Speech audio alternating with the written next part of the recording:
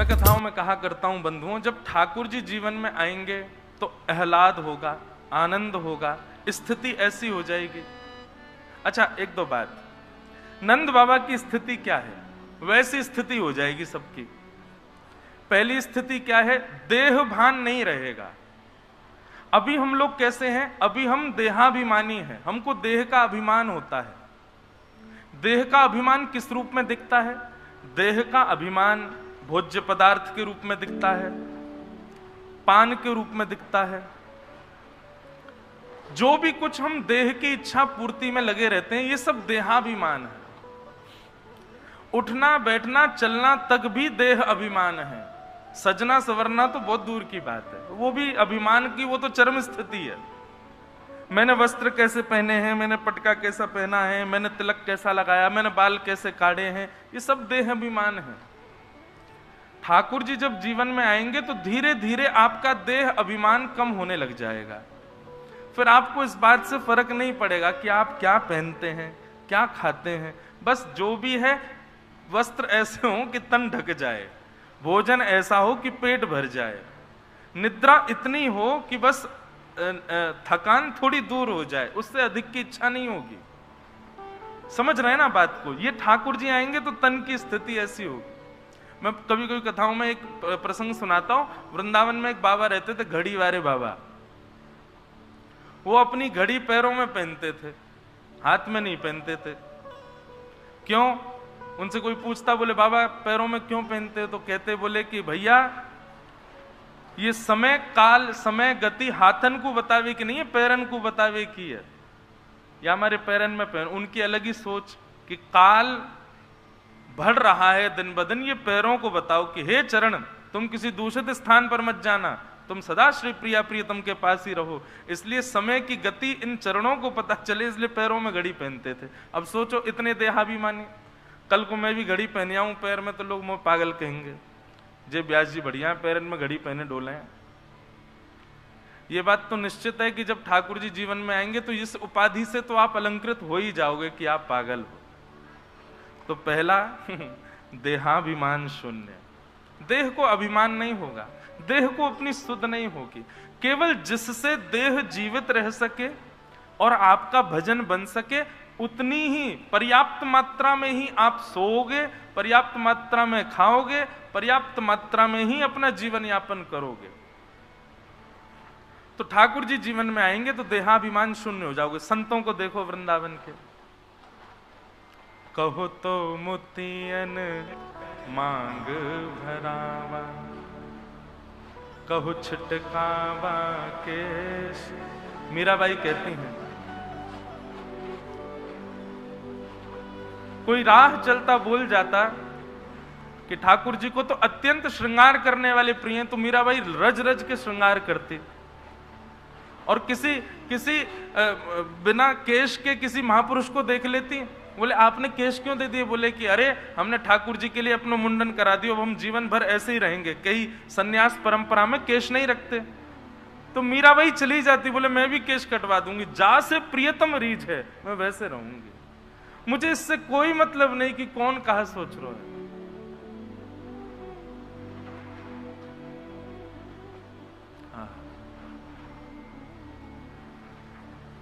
देहाभिमान शून्य हो बाला,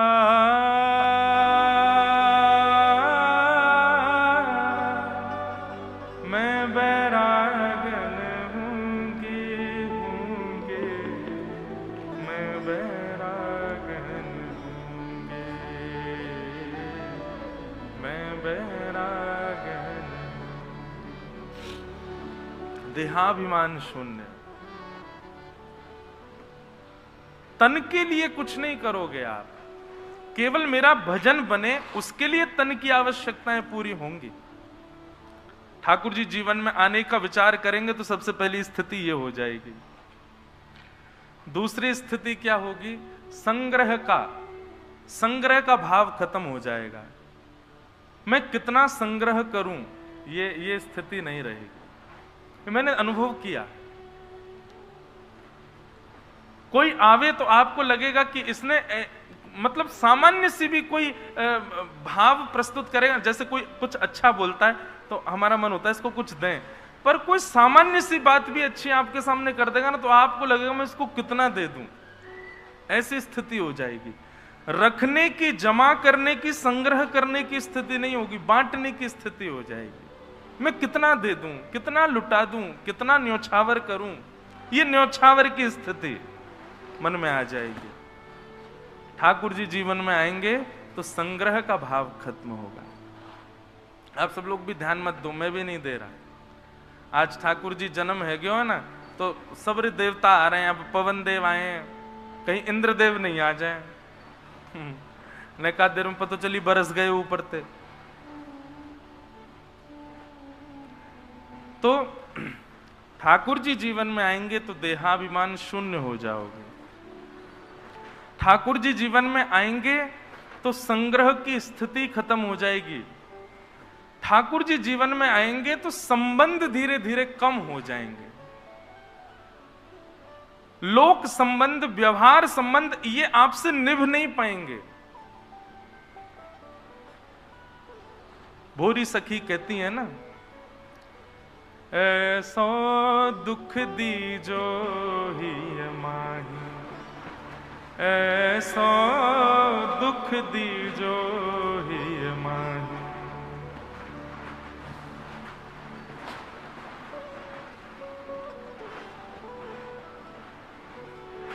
बस्ती छोड़ एकांत बिठावे, बातन सो घबराही। बस्ती छोड़ एकांत बिठावे, बातन सो घबराही। ऐसो दुख दीजो ही माही, ऐसो दुख दीजो ही माही। ज्यादा बस्ती में रहने का मन नहीं करेगा। और कई लोग हमको ही टारगेट करते हैं इन बातों पर। अच्छा महाराज जी, हमको ज्ञान दे रहे हो कि बस्ती में नहीं रहना, खुद इतनी भीड़ में रहते हो, इतनी भीड़ों के पीछे रहते हो, हैं, इतने फॉलोइंग बढ़वा रहे हो अपनी, इतनी हम कछुनाएं कर रहे हैं। भैया हम सीधी सादी कथा 7 साल पहले भी कर रहे हैं, अब भी कर रहे हैं, और वैसी कथा कर रहे हैं जैसी पहले करते। सुनो तो वेलकम, नहीं सुनो तो भीड़ कम, हम पे क्या फर्क पड़ेगा को। अच्छा, आजकल एक और चीज हो गई है, लोगों की सामान्य भीड़ से तो एकांत में ही चला गया आदमी, ज्यादा भीड़ के बीच में नहीं रहता, लेकिन कमरे में मोबाइल फोन में बहुत भीड़ भर रखी है, उस भीड़ में रहता है। इससे अच्छा तो ऐसी भीड़ में रह लो, उस भीड़ से बचो, उस भीड़ को भरने दो, प्रभाव मत आने दो अपने ऊपर। क्योंकि भैया भीड़ में रहोगे ना, लोक रंजन की जब भावना आ जाती है ना मन में कि हम लोक रंजन कर रहे हैं, दुनिया हमसे प्रसन्न हो रही है, निश्चित ही ठाकुर जी आपसे दूरी बना रहे हैं। हमसे कोई मिलवे आवे, कोई नेकात प्रशंसा ज्यादा कर दे तो मेरे तो मन यूं होवे, भैया लाल जी ठीक है आप प्रशंसा करवा रहे हो, कथा की पदन की सुंदर है, लेकिन कहीं अपने से दूर मत कर दियो, क्योंकि ठाकुर जी ऐसा कर चुके हैं एक बार। श्री माधव दास जी जो जगन्नाथ जी के परम भक्त थे, उनका इतना यश करवा दिया ठाकुर जी ने, इतना यश करवा दिया, तो जगन्नाथ प्रभु के सामने जाकर के माधव दास जी रोए आंसुओं से, आप इतना यश क्यों करवा रहे हैं मेरा। ठाकुर जी कह रहे हैं मैं देखो चाह रहा हूं कि तो कोई यश अपनी ओर आकर्षित कर रहा है कि नहीं। इसलिए भैया वृंदावन शतक में कहते हैं, भ्रातः तिष्ठ टले टले विटपि नाम ग्रामेषु भिक्षाम अटः स्वच्छंदम पिबयामुनम जलमलम चीराणि कंथाम कुरु सम्मानम कलयाति घोर गरलम। सम्मान बहुत बड़ा विष है इस कलिकाल में, और विष किस रूप में, ठाकुर जी से दूरी बनेगी। तो ठाकुर जी जीवन में आएंगे देहाभिमान शून्य हो जाओगे, ठाकुर जी जीवन में आएंगे तो संग्रह की स्थिति खत्म हो जाएगी, ठाकुर जी जीवन में आएंगे तो ज्यादा लोक व्यवहार निभा नहीं पाओगे। कोई जबरदस्ती आपको ले भी गया ना व्यवहार में, तो नेत्रों से आंसू ही आ जाएंगे, घुटन होने लग जाएगी, जल्दी चलें यहां से, हम ये व्यवहार हमसे निभ नहीं रहा है।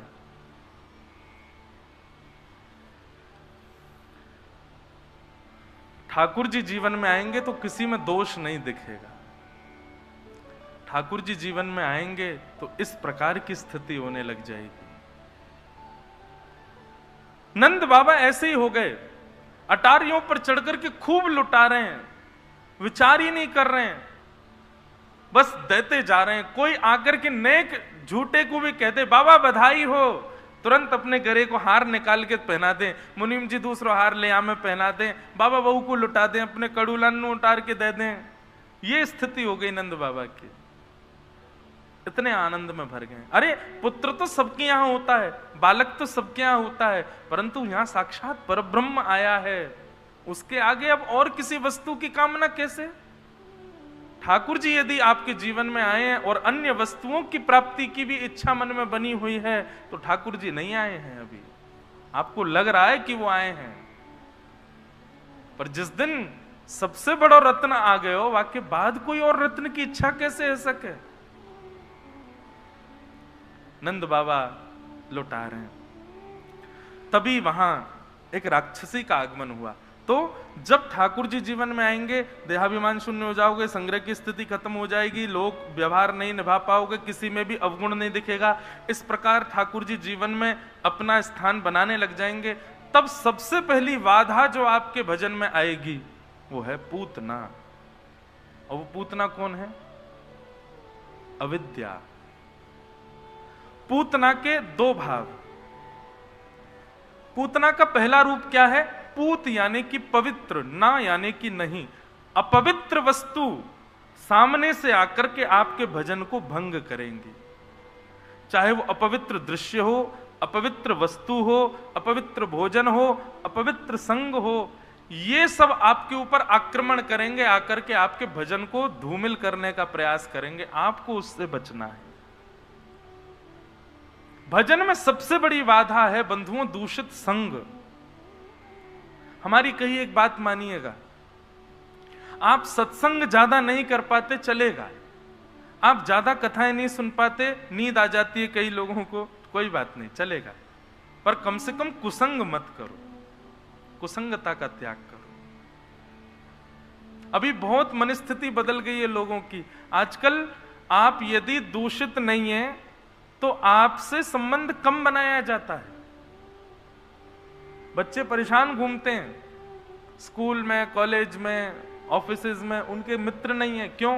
क्योंकि वो शुद्ध विचार वाले हैं, क्योंकि वो शुद्ध भोजन पानी करते हैं, क्योंकि वो कथाएं सुनते हैं, क्योंकि वो मंदिर आते हैं।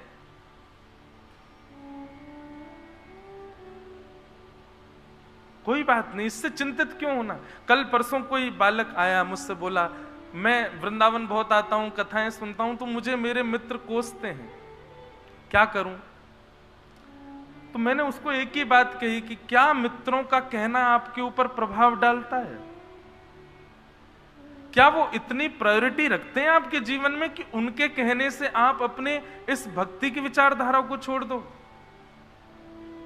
और यदि इतना प्रभाव उनकी बात का पड़ रहा है तो माफ कीजिए, आप भक्ति पथ को छोड़ दीजिए। हम पर प्रभाव ठाकुर जी का होना चाहिए, वैष्णवों का होना चाहिए, सत्संगी महापुरुषों की वाणी का होना चाहिए। ये संसार के लोग बोलेंगे कहां तक रहने वाले हैं आपके साथ, और कौन सी चीजों में आपका हाथ बटाने वाले हैं। मद्यपान भक्ष भक्ष सेवन करने वाले लोग, ऐसे लोगों के कहने से हम भक्ति त्याग दें? और माफ कीजिए, जो इस प्रकार के लोग हैं जो वृंदावन आते ही भेष धारण कर लेते हैं और वृंदावन से जाते ही भेष उतार देते हैं, वृंदावन से जाते ही कहीं अपने कार्यों में या अपने स्कूल में, कॉलेज में या अपने ऑफिस में जाते हैं तो अपने भेष का त्याग कर देते हैं, तो फिर ये आडंबर क्यों है? ये आडंबर करना क्यों है? मत करिए, कोई जरूरत थोड़ी है। हमारे राधा रमन जी, राधा वल्लभ जी पीछे थोड़ी पड़े तुम्हारे कि तुम्हें तिलक लगाओ तभी मैं दर्शन दूंगा। अगर तिलक एक बार माथे पर अविराजित हो गया है, कंठी, अब कई लोग प्रश्न करते हैं हम कंठी पहनते हैं महाराज जी, प्याज लहसुन नहीं खा सकते। विचार करो, तुलसी मां एक रूप में देखने में एक वृक्ष के रूप में है, वो अपने जीवन का त्याग करती हैं आपके कंठ में बैठने के लिए। तुलसी जी को उनके पौधे से अलग कर दिया जाता है, वे त्याग करती हैं आपको पवित्र करने के लिए, वो त्याग करती हैं आपके कंठ में बैठने के लिए, वो त्याग करती हैं आपके भजन और आपके भोजन को शुद्ध करने के लिए। उनके इस त्याग की महिमा नहीं है। लोग गले में कंठी माला पहन करके भी दूषित वस्तु पा लेते हैं। इससे अच्छा तो उतार दीजिए, क्यों आप अपराध कर रहे हैं? कोई जबरदस्ती नहीं है भैया भक्ति पथ पर आने की, लेकिन यदि आए हो तो निभाइए, हर स्थिति में निभाइए। और फिर किसी के ताने, किसी का कहना यदि आप पर प्रभाव डाल रहा है, आपको लग रहा है कि अरे कोई क्या कहेगा, छोड़ दीजिए।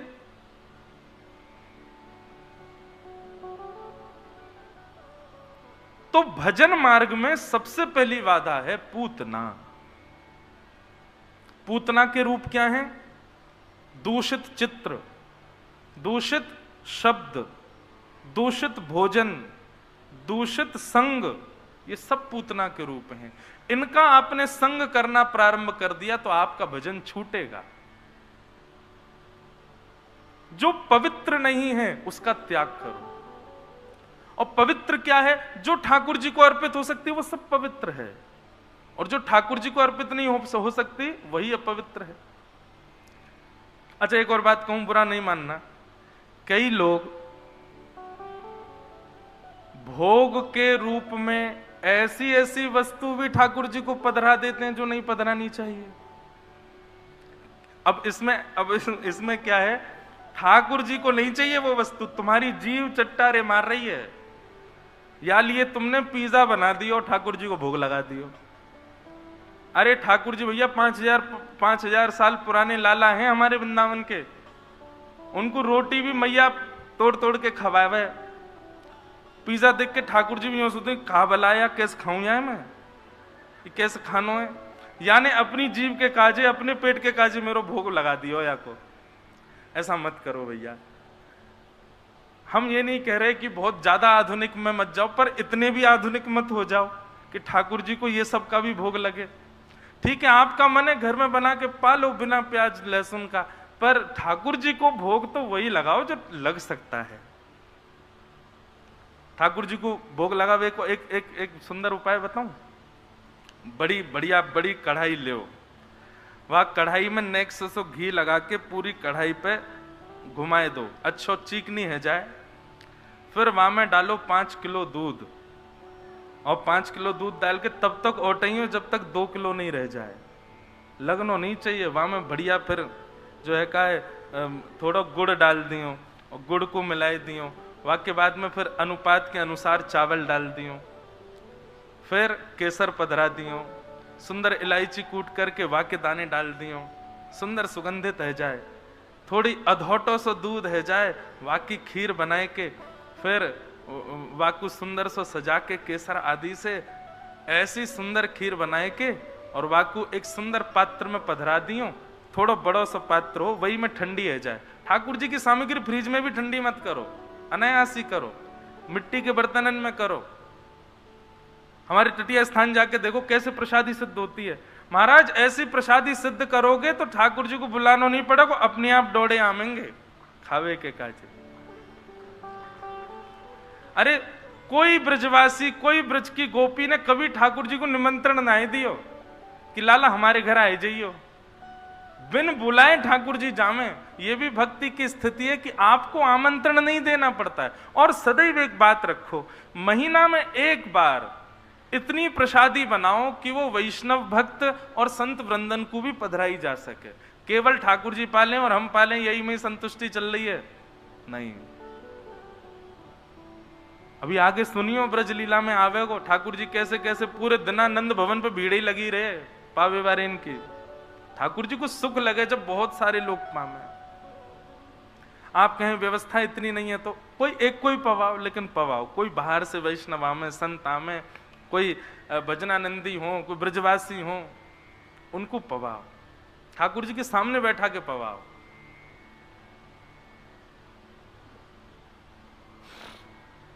और केवल पवावे मात्र से काम नहीं चलेगा, दक्षिणा तो देनी पड़ेगी। ये तो ठाकुर जी भी ले लें। किशोरी जी नृत्य सीख में आई लाला के पास, ठाकुर जी ने बढ़िया नृत्य सिखा दियो। और नृत्य सीख करके जैसे ही श्यामाजू जाने लगी, ठाकुर जी मन में विचार करने लगे, फ्री फोकट में सीख के जा रही है, कुछ दियो तो है ना है, लेकिन हम नंद के लाला हैं, यदि दक्षिणा ना ले ली तो हमारो नाम भी कुंवर कन्हैया नहीं। सोई किशोरी जी के पास गए और जाकर के बोले, हे लाडली जू, तुमने वो तोता देखो? किशोरी जी बोली, कहाँ है? अरे वो बैठो ऊपर। अरे मुंह को तो दिखना रहो। देखो मैं दिखाऊं, कहाँ है तुम्हारी? हाथ दिखाओ। हाथ पकड़ करके और उंगली करें, देखो बोरो बोरो बोरो, और उंगली में पहरी वही मूंदरी ठाकुर जी ने यूं करके निकाल के और अपनी फेंट में डाल ले। किशोरी जी, कहाँ है? दिख तो रोना है। अरे अब तो उड़ गो। श्री जी अब जाओ, कल अइयो हैं। ठाकुर जी कह रहे हैं दक्षिणा लइए भैया, ऐसे थोड़े ही। तो दांत घिसाई तो देनी पड़ेगी, वो तो देनी है। कहवे को अभिप्राय है भैया, प्रेम प्रधान जिस दिन आपका हृदय हो गया ना, ये सब बातें सिखानी नहीं पड़ेंगी, अपने आप सीख जाओगे, अपने आप आ जाएंगी। और कभी भी ठाकुर जी का भोग अपनी जिह्वा के स्वाद के लिए नहीं बनाइए कि हमारा ये खाने का मन कर रहा है तो ठाकुर जी को लगाए दो भोग, पालेंगे नहीं।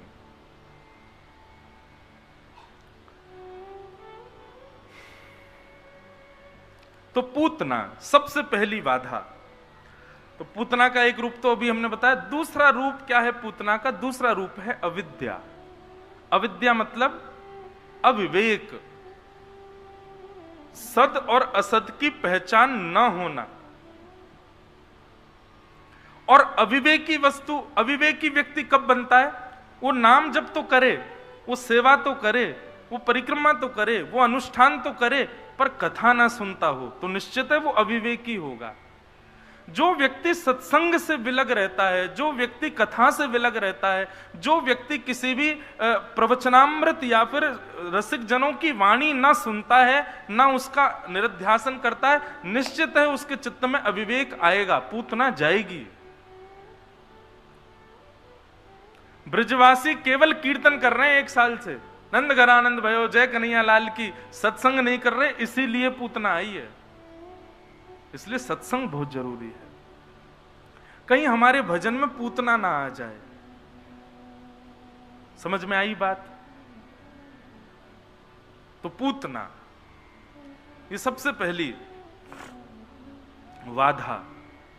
पूतना का कंस ने राक्षस बुलाए थे, पूतना ने कहा महाराज ये कार्य मुझे दीजिए, 10 दिन में जितने बालकों ने जन्म लिया उन्हीं बालकों में आपके शत्रु कृष्ण को मैं मार दूंगी, सब बालकों को मारते हुए जाऊंगी।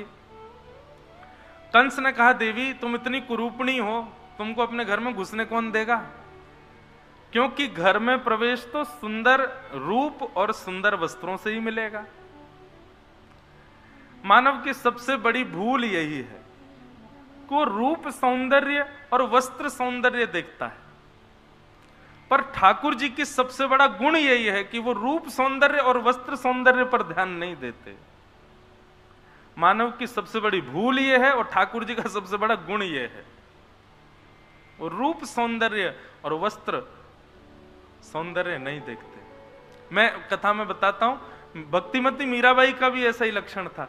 वो किसी कुरूप व्यक्ति को भी देखती थी ना, जिसका रूप ज्यादा सुंदर ना हो। सब लोग इधर देखो वो बेचारा एकांत में बैठा है, उसका रूप ज्यादा सुंदर नहीं है, मीराबाई उसके पास जाके उसका उत्साह बढ़ा देती, तुम कितने अच्छे हो। बोले काय बात को अच्छो, मेरो रूप ऐसो, कोई मुझे देखे ही ना है। मीराबाई कहती तुमको कोई नहीं देखता, क्यों? ठाकुर जी ने तुमको ऐसा बनाया कि तो केवल मैं देखूंगा और कोई ना देखेगा, ये हमारे तेरो रूप ऐसो है। कोई काला व्यक्ति दिख जाता तो मीराबाई कहती तुम कितने सुंदर हो कोई कहता अरे हम काले, आप हमको सुंदर कह रही हो। अरे कृष्ण ने किसी रूप में तो तुमको स्वीकार किया, अपना वर्ण तुमको दे दिया। ऐसी थी मीराबाई। ऐसा ही ठाकुर जी का स्वभाव है, वो रूप सौंदर्य और वस्त्र सौंदर्य नहीं देखते। ये मानव की दृष्टि है, ये मानव का स्वभाव है, मानव देखता है। पूतना सुंदरी बन करके, अपना श्रृंगार करके और वस्त्र आदि धारण करके, बढ़िया सुंदर महक करके ऐसा श्रृंगार किया और मंत्र शक्ति से इतना सुंदर रूप धारण कर लिया कि जो देखे वो देखता ही रह जाए। पूतना गई। अब 84 कोस ब्रजमंडल में जितने बालकों ने 10 दिन के अंदर जन्म लिया, हर बालक के यहां पहुंच जाती है। घर के लोग उसको सुंदर जान करके घर में प्रवेश दे देते हैं और सब उसकी गोद में अपने बालकों को दे देते हैं। सब बालकों को पयोधर पिला देती है। विष लगा हुआ है पयोधर में, पीते ही बालक मर जाते हैं। सबको मारते हुए पूतना गोकुल पहुंची। जैसे ही गोकुल में प्रवेश किया, पूतना का रूप सौंदर्य, पूतना के नूपुरों की ध्वनि, पूतना की गजगामिनी चाल यदि वर्णन कर दिया जाए तो कहीं ऐसा ना लगे कि कोई देवी पधारी है। इतनी सुंदर लग रही थी पूतना। जो एक बार भी पूतना को देखता है वो उसके रूप को देखने ही लग जाता है। कहां तक कहें, नंद घर आनंद भयो जय कन्हैया लाल की 1 वर्ष तक ये टेर कोई तोड़ नहीं पाया। भूख नहीं तोड़ पाई, प्यास नहीं तोड़ पाई, निद्रा नहीं तोड़ पाई इस कीर्तन को, पर पूतना के सौंदर्य ने इस कीर्तन में आकर के विक्षेप डाल दिया। समझ रहे हैं बात को? व्रत नियम चल जाएगा, अनुष्ठान चल जाएगा, आपके कितने भी नियम हो वर्षों वर्ष तक वे चल जाएंगे, लेकिन अविद्या यदि जीवन में आ गई तो वो एक क्षण का प्रवेश आपके वर्ष भर के कीर्तन को, वर्ष भर की भक्ति को नष्ट कर देगा। ब्रजवासियों को भोजन की सुध नहीं है, जल की सुध नहीं है, सोने की सुध नहीं है, सब में वे बस रत हैं कृष्ण संकीर्तन में। पर पूतना के आते ही सब लोग उसके रूप को देखने लगे। और एक ने तो देखा, दूसरे को अरे जल्दी जल्दी ये देख ये देख ये देख, और वो भी देखा, अरे कितनी सुंदर है, मैं तो जा रहा हूं अपनी मैया के पास। बोले मैया तो जाके कहूंगा मेरा ब्याह करा दे याते, इतनी सुंदर है, यही तो ब्याह करूंगा मैया। केवल पुरुष ही नहीं, गोपियां भी जो नृत्य कर रही थी आनंद निमग्न होकर के, नंद घर आनंद भयो जय कन्हैया लाल की, उनके सामने भी जब पूतना आई, उस पूतना के सौंदर्य को देख करके गोपियां भी मोहित हो गई। नर नारी सब मोहित हो गए पूतना के रूप पर।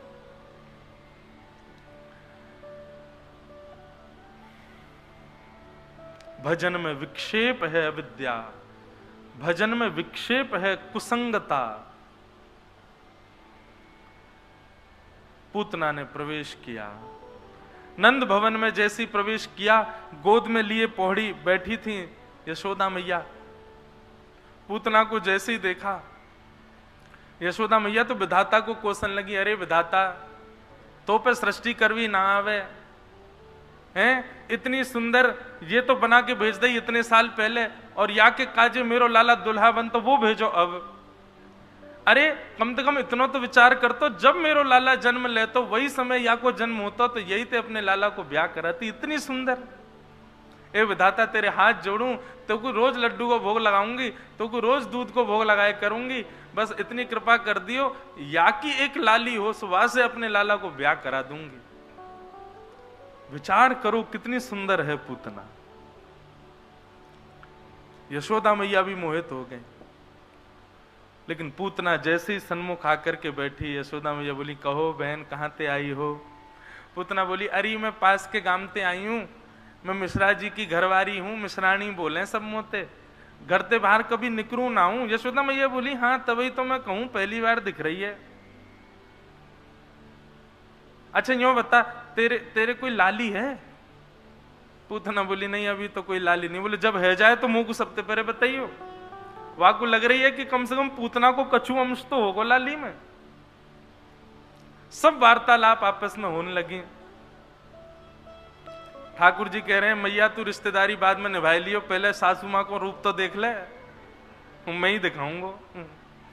6 दिन के ठाकुर जी बोल नहीं रहे, मन में विचार कर रहे हैं। 6 दिन के थे केवल ठाकुर जी। पूतना की गोद में ठाकुर जी को दे दिया। कभी भी किसी के प्रभाव से मत रीझिए बंधुओं। कभी भी किसी का बाह्य प्रभाव यदि आपको आकर्षित कर रहा है तो वही अविद्या है। कभी भी किसी का बाह्य प्रभाव उसको उससे आकर्षित मत होइए। परखिए, जानिए, उसके स्वभाव को देखिए पहले, और जब स्वभाव में सौम्यता दिखे तभी संबंध बनाइए। अच्छा, आप कहेंगे महाराज जी स्वभाव में सौम्यता कैसे दिखेगी?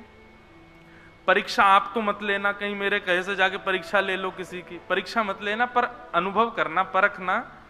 स्वभाव में सौम्यता तब दिखती है जब किसी व्यक्ति का अवगुण उसके मुख के सन्मुख बोल दिया जाए और उस अवगुण को सुनकर के वो व्यक्ति चिड़चिड़ाए ना, वो व्यक्ति व्यथित ना हो, सहन कर ले। तितिक्षवः, जिस व्यक्ति के अंदर सहनशीलता नहीं है, निश्चित है कि वो केवल बाह्य आडंबर कर रहा है, अंदर से स्वभाव उसका अच्छा नहीं है।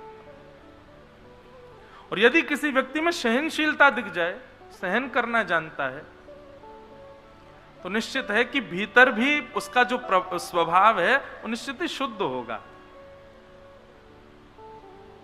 भगवान कपिल बताते हैं देवूति माता को पंच लक्षण, तितिक्षवः, कारुणिका, सुहृदा सर्वदेहिनाम, अजात शत्रवः, शांता, साधवः, साधुभूषणात्।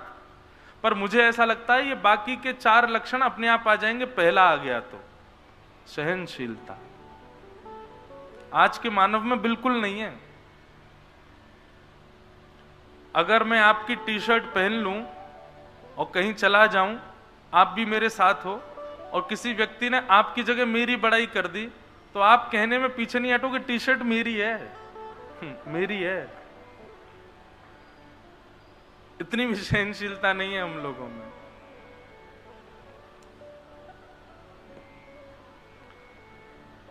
तो तितिक्षु व्यक्ति को तितिक्षु गुण यदि दिखता हो तो निश्चित है कि व्यक्ति संबंध बनाने योग्य है, सहनशील। तो पूतना के रूप और सौंदर्य और उस पर यशोदा मैया को विश्वास हो गया कि अच्छे घर की है, तो लाला उनकी गोद में दे दिए।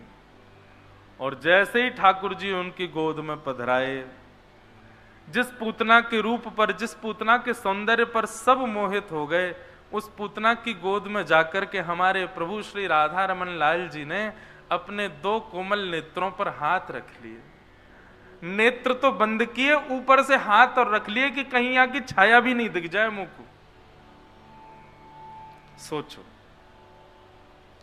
मैं सदा कथा में कहा करता हूं बंधुओं, जीवन में कभी पूतना जैसे काम मत करना कि ठाकुर जी अपने नेत्र बंद कर लें हमें देख के।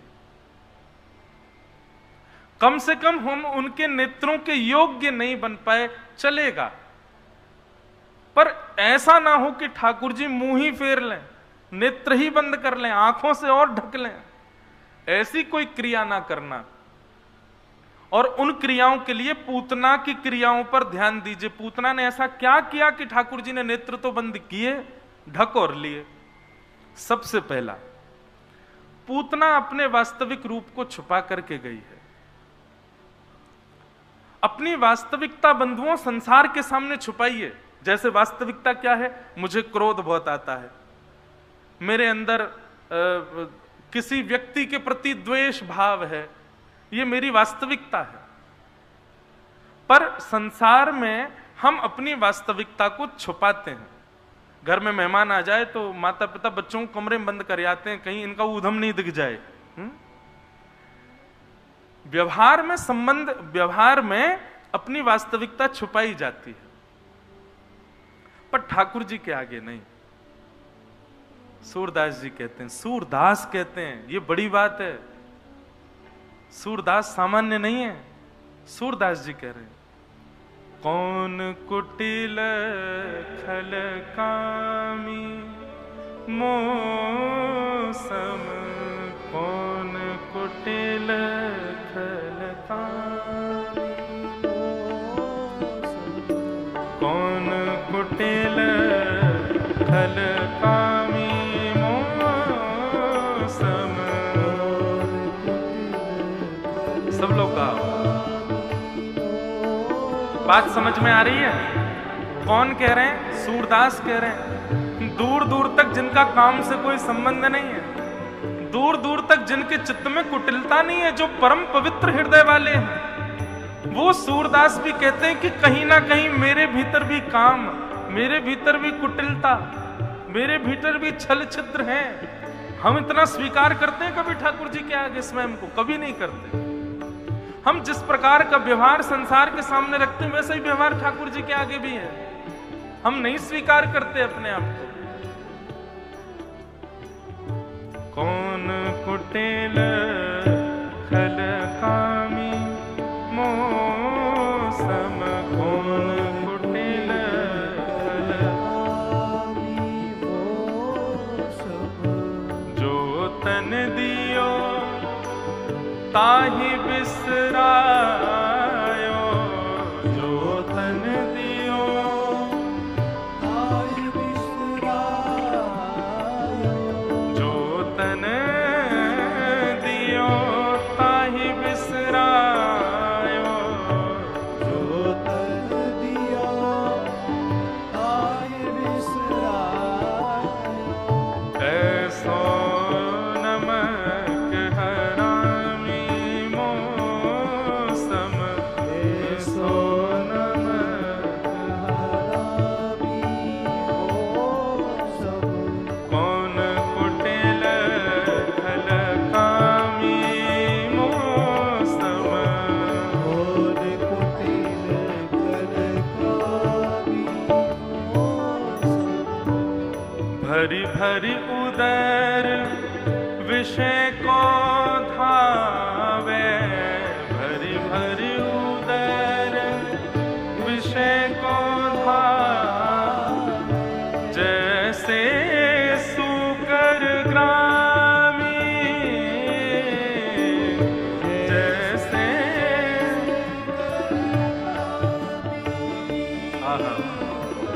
हरिजन छाणी हरि विमुखन की, हरिजन छाणी हरि विमुखन की, हरिजन छाणी हरि विमुखन की, हरिजन छाणी हरि विमुखन की, निस दिन करत गुलामी मोसम, निस दिन करत गुलामी मोसम, कौन कुटिल खल कामी मोसम, कौन कुटिल खल कामी। बंधु एक और लिखो, ठाकुर जी जब जीवन में आएंगे तो आप अपने आप सबको योग्य समझोगे, अपने आप को सबसे बड़ा अयोग्य ही समझोगे। जहां ये भाव रहती कि मैं योग्य हूं इस कार्य के, ये भी एक विलगता है, ठाकुर जी से दूरी है। सूरदास जी को मुझे तो बस ये सोच सोच के ही लग रहा है कि सूरदास ये कैसे कह सकते हैं। इसलिए कह सकते हैं क्योंकि ठाकुर जी हैं। संसारी व्यक्ति हर जगह चाहता है कि मैं योग्य हूं और मेरी योग्यता सबको पता चले, पर सूरदास जी ने तो लेखनी में लिख दिया, संसार के सामने प्रस्तुत कर दिया। बोले ये है मेरा परिचय। मेरा परिचय पूछ रहे हो, मैं कौन हूं? ये हूं मैं। पापी कौन बड़ो है मोते, पापी कौन बड़ो है मोते, सब पति तन में नामी, सब पति तन में नामी, सूर पतित को ठोर कहाँ है,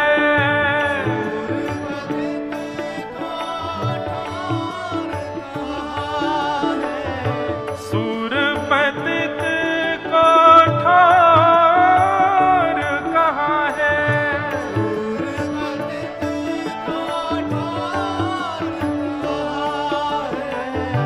सुनिए श्रीपति स्वामी मोसम, सुनिए श्रीपति स्वामी मोसम, कौन कुटिल खल कामी मोसम, कौन कुटिल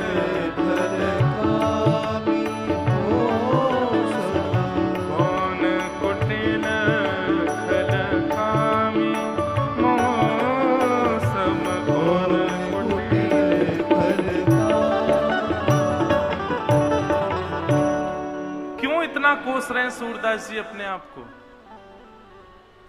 एक रात सूरदास जी सोए और जब सुबह उठे तो उठते ही गाने लग गए, कौन कुटिल खलकामी मौसम। तो उनके संग में एक सेवक रहता था कन्हैया, वहां ने जाके पूछी, बाबा काहे को रो रहे हो, सवेरे सवेरे रो रहे हो, कौन कुटिल खलकामी मौसम। तो सूरदास जी कह रहे हैं, बोले मैं रोज रात में सोऊं, वैसे तो मेरी 24 घंटा की नींद है, दिन में मुंह दिखे ना है, मेरी आंख ना है, तो दिन भर सोता रहूं और रात में ऐसी व्यवहार के काज सोवे चलो जाऊं, परंतु वहां में भी क्या कह रहा था, हाँ, रात में भी सोवे जाऊं तो वहां में भी पूरे दिन पूरी रात्रि मुंह को ठाकुर जी की ही लीला दिखाई देती रहे। पर कल रात्रि पतोना कहा भयो, लीला तो दिख रही मुंह को, पर एक क्षण के काजे श्याम सुंदर जल पीवे गए और फिर जल पी के लौट के ही ना आए। तो इतनी देर तक मुंह को श्याम सुंदर दिखे नहीं, निश्चित ही मैंने कोई अपराध किया होगा, या हमारे मैं कह रहा हूं मैं बहुत बड़ा पापी हूं, मेरे ही पाप को कारण है कि मुंह को वो दिख नहीं रहे हैं। कहने का अभिप्राय क्या है, लोग हमको आके गिनवाते हैं, हम 4 घंटा रोज ठाकुर जी की सेवा करते हैं, हम 6 घंटे ठाकुर जी के सामने बैठते हैं, हम 2 लाख नाम जप करते हैं, हम हर महीना गिरिराज जी की परिक्रमा लगाते हैं, हम हर हफ्ते वृंदावन की परिक्रमा लगाते हैं। ये हफ्ता महीना घंटा गिनवा रहे हो, सूरदास जी कह रहे हैं 24 घंटा में एक क्षण के लिए मैं ठाकुर जी को भूल गया, कौन खुटिल कलकामी मौसम। मैं एक क्षण के लिए भी उसको कैसे भूल गया जिसने मुझे तन दिया, जिसने मुझे वाणी दी, जिसने मुझे हाथ दिए, जिसने मुझे पैर दिए, जिसने सर्वांगीण अंग प्रदान किया, मैं उसको कैसे भूल गया।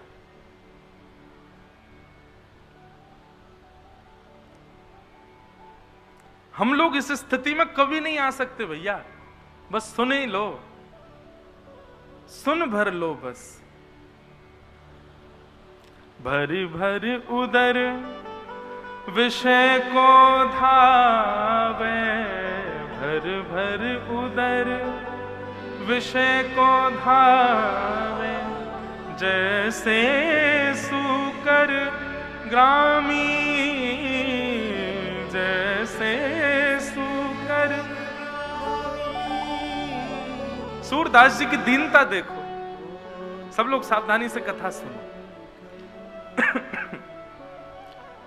अपनी उपमाएं क्या दे रहे हैं, अपने आप को कभी सूकर कह रहे हैं, कभी अमुक अमुक गारी भी दे रहे हैं पद में, मैं ये हूं, और केवल इस भाव के पीछे मैं एक क्षण के लिए ठाकुर जी को भूल गया।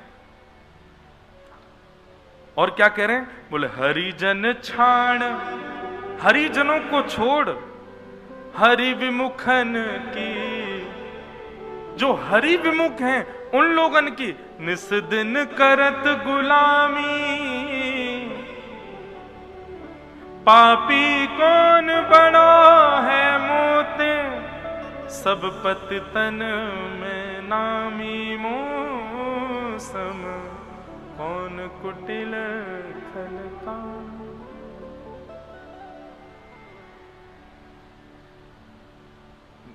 भैया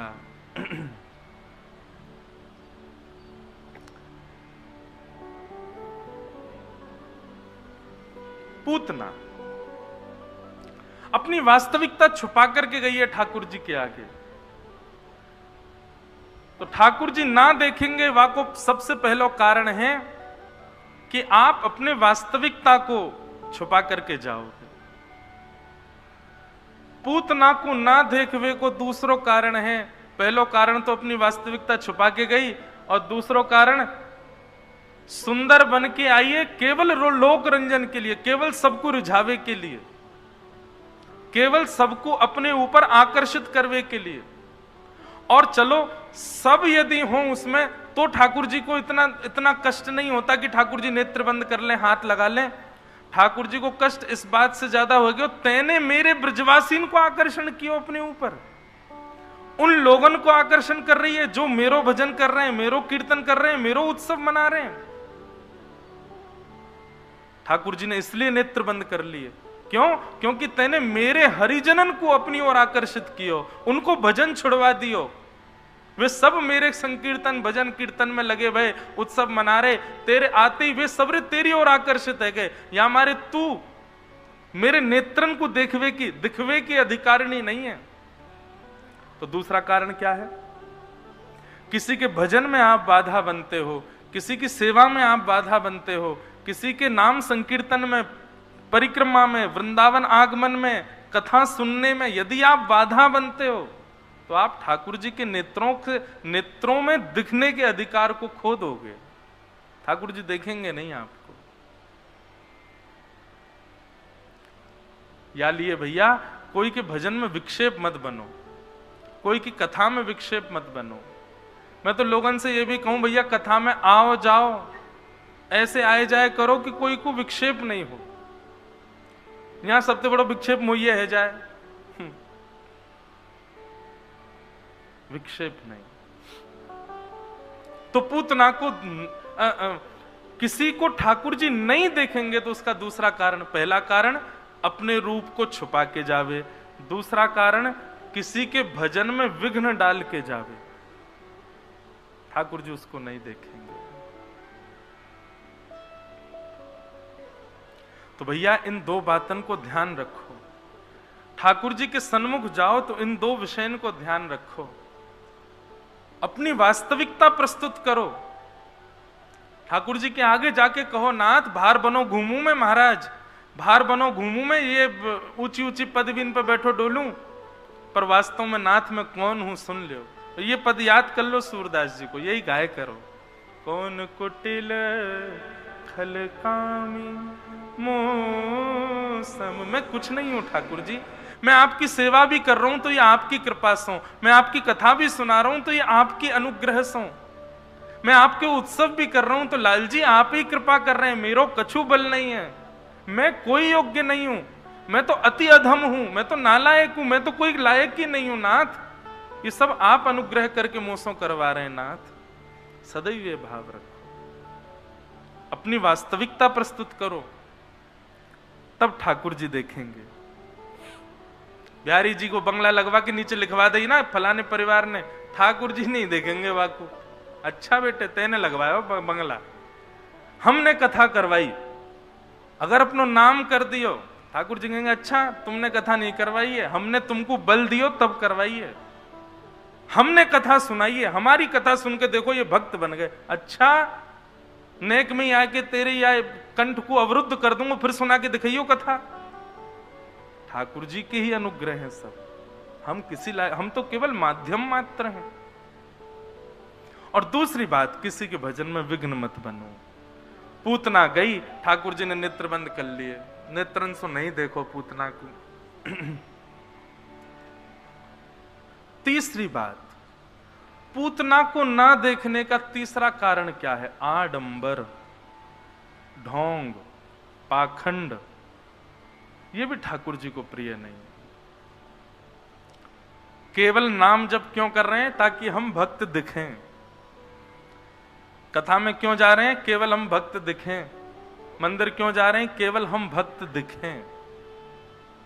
भक्ति से कोई अभिप्राय नहीं है।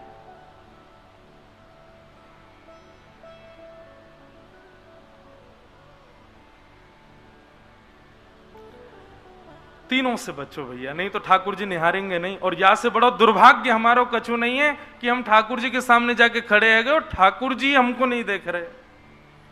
ये भागवत क्यों सुनी जा रही है? ये सत्संग क्यों सुने जा रहे हैं? ताकि हम हरि प्रिय बने, ठाकुर जी के योग्य बने, वे हमको निहारें, उनकी दृष्टि हम पे पड़े। पूतना नहीं देखा ठाकुर जी ने। पूतना ने जैसे ही ठाकुर जी गोद में लिए, यशोदा मैया उठ के बाहर चली गई, पूतना ने अपनो पयोधर भगवान के मुख में दे दियो। ठाकुर जी ने तो सबसे पहले वाको विष पियो। विष पीवे अभी तक यूं ही है ऐसे ही 6 दिन के लाला और अपने छोटे छोटे हाथन से ऐसे ही आंख बंद करके बैठे। वाको पहले विष पियो, फिर दुग्ध पियो, वाके शरीर के रस तत्वन को पियो, पुण्यन को पियो, पापन को पियो, और पीते पीते पीते पीते पीते पीते प्राणै समम रोष समन्वितो पिबत। जैसे ही पूतना के प्राण पीने प्रारंभ किए। अब यहाँ एक प्रसंग आता है, श्रीमद् वल्लभाचार्य जी महाराज अपनी सुबोधनी टीका में एक भाव वर्णन करते हैं। ठाकुर जी ने विष पिया क्योंकि पयोधर में विष लगा था। ठाकुर जी ने दुग्धपान किया ठाकुर जी ने उसके शरीर के रस तत्वों को पिया और फिर पुण्यों को पिया, पापों को पिया। क्यों? पूतना उसके भी कोई पुण्य थे जो ठाकुर जी पी। अच्छा, पहली बात तो पुण्य पाप पिए क्यों, ये बात भी सुनो बंधुओं। यदि हमारे जीवन में पुण्य ज्यादा होंगे तो मृत्यु के पश्चात पुण्य भोगने के लिए हमको स्वर्ग भेजा जाएगा। हमारे जीवन में पाप ज्यादा होंगे तो मृत्यु के पश्चात नरक जाना पड़ेगा। पुण्य और पाप जब दोनों प्रतिशत 50-50% होते हैं तब हम पृथ्वी पर आते हैं। चाहे मैं हूं, चाहे आप हो, चाहे कोई भी कितना बड़ा कोई व्यक्ति क्यों ना हो, निश्चित है कि उसके भीतर पाप और पुण्य दोनों हैं। हां, भजन के बल से, थोड़ा सत्संग के बल से ऐसा हो सकता है कि उसने अपना पाप का जो मात्रा 50 थी वो थोड़ी कम कर ली होगी, लेकिन पूर्ण शुद्ध नहीं हुआ होगा वो, उसमें थोड़े पाप तो हैं ही, इसीलिए वो पृथ्वी के गुरुत्वाकर्षण में है। मैं कहता हूं जिस दिन हमारे पाप शून्य हो गए, पृथ्वी हमको धारण ही नहीं कर पाए, उड़ने लग जाएंगे आकाश में। हम इतने हल्के हो जाएंगे, जब सारे पाप खत्म हो गए तो टिक नहीं पाएंगे हम पृथ्वी पर, पृथ्वी हमको स्वीकार नहीं कर पाएगी। हम पृथ्वी पर टिक क्यों रहे? क्योंकि पाप हैं हमारे भीतर। आप पूर्व आचार्यों को देखिए, अधिकतर विशिष्ट आचार्य ज्यादा लंबी आयु नहीं जिए, अल्प आयु में ही उन्होंने भगवत प्राप्ति कर ली। क्यों? अल्प आयु में ही उन्होंने अपने पुण्य पापों को शून्य कर लिया। अब रही बात, पाप ज्यादा होंगे तो नरक, पुण्य ज्यादा होंगे तो स्वर्ग, दोनों बराबर होंगे तो पृथ्वी। भगवान कब मिलेंगे? जब पाप भी शून्य होंगे और पुण्य भी शून्य होंगे। जब तक पुण्य शून्य नहीं होंगे तब तक भगवत प्राप्ति भी नहीं होगी। आप कहोगे महाराज जी तो फिर, ये बात मैं नहीं कह रहा हूं, नृसिंह भगवान ने प्रहलाद जी को उपदेश दिया है श्रीमद् भागवत में। नृसिंह भगवान कहते हैं, प्रहलाद, दर्शन हो गए प्रहलाद जी को, तो जब नृसिंह भगवान जाने लगे तो प्रहलाद जी बोले मुझे ले चलो। बोले नहीं, अभी तुम्हारे पाप पुण्य बचे हैं, पहले उनको शून्य करो। तब प्रहलाद जी ने पूछा, भगवान कैसे शून्य करूं? तब भगवान कहते हैं, उपस्थित भोग, जो प्रस्तुत भोग है, उपस्थित भोग मतलब भोजन करना, सोना, उठना बैठना, सामान्य भोग, उपस्थित भोगों को यथावत भोग करके अपने पुण्यों को क्षीण करो और परोपकार करके, दूसरों की सहायता करके, असहाय व्यक्ति को योग्यताएं प्रदान करके, श्रेष्ठ कर्म करके दूसरों को श्रेय दे दे करके अपने पापों को शून्य करो। प्रहलाद जी ने पूछा, मुझे कैसे पता चलेगा कि मेरे पाप और पुण्य दोनों शून्य हो गए हैं? ठाकुर जी कहते हैं, जहां दृष्टि घुमाओगे वहां मेरा अनुभव होने लग जाए, समझो अब पाप पुण्य दोनों शून्य हो रहे हैं। और जैसे ही दोनों शून्य होंगे, एक दिव्य तेज प्रकट होगा और मेरी प्राप्ति तुमको हो जाएगी, मैं संग लेकर के फिर प्रस्थान कर जाऊंगा। इसलिए भगवत प्राप्ति जिसको भी होती है, पाप पुण्य शून्य होकर के ही होती है। इसलिए ठाकुर जी ने पूतना के पापों को पिया, पुण्यों को पिया। एक बात। अब दूसरी बात, क्या पूतना के भी कोई पुण्य थे जिनको ठाकुर जी पी रहे हैं? पूतना तो महापापनी, उसके क्या पुण्य है? तब श्रीमद् वल्लभाचार्य जी वर्णन करते हैं कि पूतना मथुरा से कहां निकली है? कंस के शत्रु की खोज में। और कंस के शत्रु कौन है? बोले जगत नियंता जगदाधार परमात्मा। तो परमात्मा से मिलन के लिए जब व्यक्ति अपने घर से निकलता है, पग पग पर उसको अश्वमेध यज्ञों के पुण्य प्राप्त होते हैं। इसलिए पूतना के पास पुण्य भी है। तो पुण्य और पाप दोनों को शून्य किया और फिर अंत में आया प्राणै समम रोष समम, उसके प्राण पीने लगे। ठाकुर जी प्राण निकालते हैं, प्राणों को ध्वस्त करते हैं, पीते कब हैं? ठाकुर जी प्राण पी रहे हैं, स्पष्ट है। ठाकुर जी ने प्राणों को पी लिया। पूतना के प्राण ठाकुर जी के उदर में है। क्यों? इतना सुंदर भाव कहते हैं सुबोधनी जी में। महाप्रभु जी कहते हैं, पूतना के प्राण नहीं पिए ठाकुर जी ने, तो बोले ये भगवान को मारने आई है, उससे पहले असंख्य बालकों को मारती हुई आई है। उन सबके प्राण पूतना के उदर में थे, उन सबके प्राणों को ठाकुर जी ने पिया और जितने बालक ब्रजमंडल में मारे जा चुके थे सबको पुनर्जीवित कर दिया। नहीं तो अब इस विषय पर हमारे नाना जी कहते, लाला नहीं तो 1 वर्ष तक उत्सव कैसे मनता ब्रजमंडल में? ब्रजमंडल में तो मातम मनतो भैया, ऐसो कैसो लाला भयो नंद के यहाँ पे हैं, जाके जन्म हेते ही इतने सारे बालक मर गए। या बालक को आनंद उत्सव थोड़ी मनेगो, या बालक को तो शोक उत्सव मनाओ, जाके जन्म हेते ही ब्रजमंडल में बालक खत्म है गए। ठाकुर जी ने मन में विचार किया, कहीं मेरे वैष्णव ब्रजवासीन को भजन नहीं छूट जाए, या भाव से कि इतने बालक मर गए। तो वे सब बालक मूर्छा अवस्था में थे, उनकी माताएं सबको उठा रही थीं, रुदन कर रही थीं। यहाँ ठाकुर जी ने पूतना के पयोधर से सबके प्राणों को अपने उदर में धारण करके समस्त बालकों को पुनर्जीवित कर दिया। इसलिए ठाकुर जी ने प्राण पिए, पूतना के नहीं पिए, उन बालकों के पिए। ऐसे बड़े सुंदर सुंदर भाव हमारे रसिक जन देते हैं। पूतना का वध भगवान ने किया, विशाल विकराल स्वरूप धारण कर लिया पूतना ने, और जैसे ठाकुर जी ने उसके प्राण पिए, विशाल पूतना का तन जाकर के नंद भवन के पीछे गिरा। असंख्य खेतों को अपने नीचे उसने चटनी बना लिया। जोर की आवाज हुई, सब ब्रजवासी दौड़ करके गए। जाकर के देखो एक राक्षसी पड़ी है, ऊपर उचक करके देखो तो देखी ठाकुर जी वाक्य पयोधर के ऊपर लेटे भये हैं। सब ब्रजवासी ने जाके ठाकुर जी उतारे। सबन ने देखी कहीं लाला को लग तो नहीं कि 6 दिना को लाला है बेचारो। गोपियां सब ठाकुर जी को लेकर के गौशाला भागी। गौशाला में जाकर के गौ की रज ठाकुर जी के 12 अंगों पर लगाई और गौमूत्रेण स्नापित्वा, गौमूत्र से ठाकुर जी को स्नान कराया। और पुनर् गौरज सार्वकम, पुनर् गौरज ठाकुर जी के अंग पे लगा करके गाय की पूंछ से ठाकुर जी को झाड़ा दे रही हैं सब गोपियां। सोचो बंधु, जो गैया ठाकुर जी की रक्षा करे, वाकी रक्षा आज मानव नहीं कर रहे हो है। कितने बड़े दुर्भाग्य की बात है। कृष्ण लीला में जो पग पग पे ठाकुर जी की रक्षा कर रही है, वह गैया की हमने कहा दुर्गति कर दी है। मैं ये बात भी अपनी कथाओं में कहा करता हूं, यदि गैया से भय लगे, गैया के गौ गोबर और गौ मूत्र से घृणा आवे, तो ये समझ लियो या जन्म में ठाकुर जी तुमको ना मिलवे वारे। गैया से भय लग रहा है, गौ गोबर और गौ मूत्र से आपको घृणा है, तो निश्चित है ठाकुर जी कोसों दूर हैं आपसे, या जन्म में ना मिलेंगे, एक जन्म और लेना पड़ेगा आपको। और गैया यदि प्रिय लग रही है तो नेक प्रयास करो, नेक शुद्धि लाओ, नेक सत्संग करने लगो, ठाकुर जी मिल जाएंगे। 2 गुण ऐसे हैं जिनसे आपको ये आप विश्वास कर सकते हो कि इस जन्म में ठाकुर जी मुझको मिल जाएंगे। 2 गुण हैं ऐसे। पहला गुण तो गौ माता से प्रेम, और दूसरा गुण गायन की शैली। ये बात मैं नहीं कह रहा हूं, अष्ट सखाओं में श्री गोविंदास जी कहते हैं, बोले यदि कोई व्यक्ति पे गानो आवे, वाको स्वर यदि अच्छो है, वाको यदि स्वर बढ़िया, इतना ठीक है कि वो कोई भी, अब हम लोग कोई संगीत सीखो नहीं है, हमारे गोविंद भार्गव जी बैठे, आपको स्वर सुनो इतना आनंद आवे, ऐसा लगे मानो साक्षात ठाकुर जी ही सुन रहे हो। कोई संगीत सीखो नहीं है, पर इतनो स्वर तो है कि लाल जी की सेवा है जाए, इतनी की ही आवश्यकता, या तो ज्यादा की आवश्यकता नहीं है।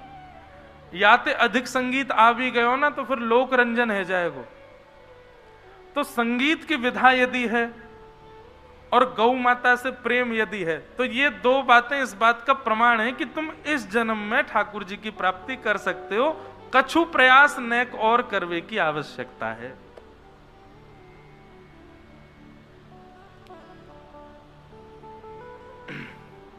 गौ माता के चरणन की रज लगा करके ठाकुर जी को आनंद कराए हो। ठाकुर जी बड़े प्रसन्न रहे।